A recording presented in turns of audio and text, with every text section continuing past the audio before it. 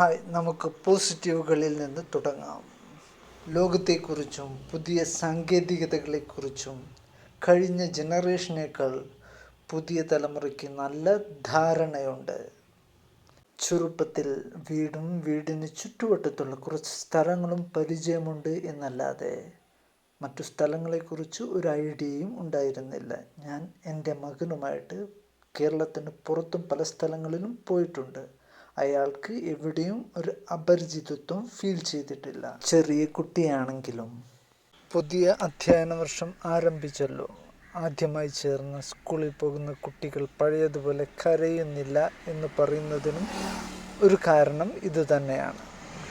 അവർ വളരെ എൻഗേജിങ് ആണ്. പിന്നെ അവർക്ക് ഏത് തരം പ്രോഗ്രാം വേണമെങ്കിലും ഒറ്റ ക്ലിക്കിൽ അവൈലബിൾ ആണ്. ഇഷ്ടമുള്ളത് കാണാം. മാതാപിതാക്കൾക്കും കാര്യങ്ങൾ സിമ്പിൾ ആയി.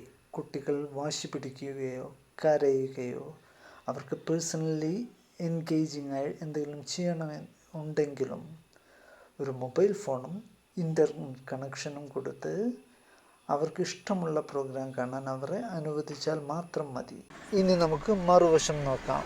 നമ്മൾ ആഗ്രഹിക്കുന്നതെല്ലാം ജീവിതത്തിൽ ഒറ്റ ക്ലിക്കിൽ ലഭിക്കില്ല. അപ്പോൾ അത് അവരുടെ മനോഭാവം, ആറ്റിറ്റ്യൂഡിനെ എങ്ങനെ ബാധിക്കും എന്നുള്ളതും, ഒരുപാട് നേരം വാച്ച് ചെയ്യുമ്പോൾ കണ്ണുകളെ, ബ്രെയിനിനെ എങ്ങനെ എഫക്റ്റ് ചെയ്യും എന്നുള്ളതെല്ലാം പഠനങ്ങളിലൂടെ അല്ലാതെ റിയൽ എക്സ്പീരിയൻസിലൂടെ ഉള്ളത് ഒരു 5-10 വർഷങ്ങൾക്കുള്ളിൽ നമ്മൾക്ക് മനസ്സിലാക്കാൻ പറ്റൂ. നൈമിഷിക സുഖം, ലഹരി ഉപയോഗത്തിൻ്റെയും കാതൽ അതുതന്നെയാണ്.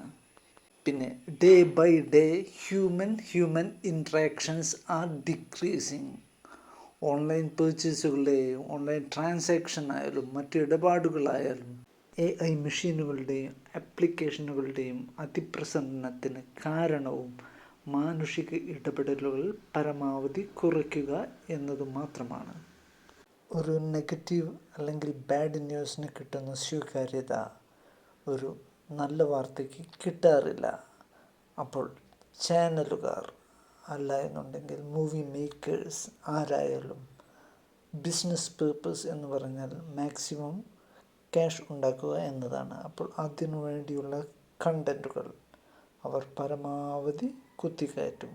അപ്പോൾ കുട്ടികൾ എന്താണോ കാണുന്നത് എന്നുള്ളത് അവരുടെ സ്വഭാവത്തെ സ്വാധീനിക്കും എന്നുള്ളതിൽ യാതൊരു സംശയവുമില്ല. ഫ്ലൈറ്റ്, ഒരു ട്രെയിൻ അല്ല എന്നുണ്ടെങ്കിൽ ഒരു ബസ് മിസ്സാകുമ്പോൾ സമയത്തിൻ്റെ വില നമ്മൾ മനസ്സിലാക്കാറുണ്ട്. അതുപോലെ എക്സാം എഴുതുമ്പോൾ. അല്ലാതെ വെറുതെ കളയുന്ന സമയത്തിൻ്റെ മൂല്യം ആർക്കും പെട്ടെന്നൊന്നും മനസ്സിലാകില്ല.